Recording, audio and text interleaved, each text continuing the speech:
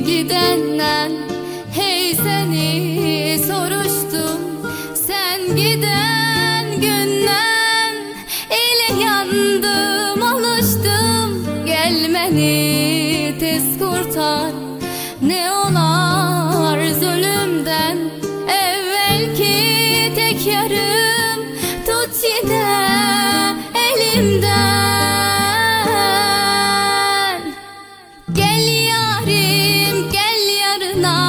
Bekliyorum yollarda, sar beni öz kollarına. Gel yarim gel yarına, gel yarim gel yarına. Bekliyorum yollarda, sar beni öz kollarına. Gel yarim gel yarına, gel bebeğim gel yarına.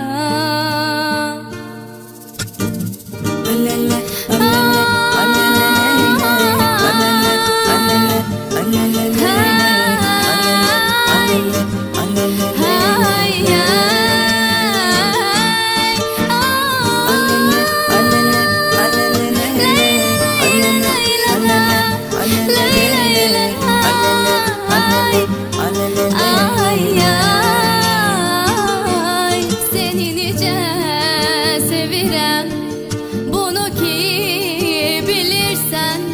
Bilirim ah yar, sen de beni sevirsen. Ve sondan için yanıma gelmirsen, ağlayan gözümün yaşını silmirsen.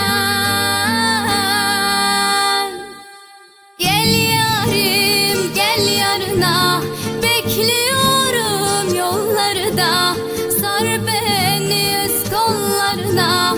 Gel yarim gel yarına, gel yarim gel yarına.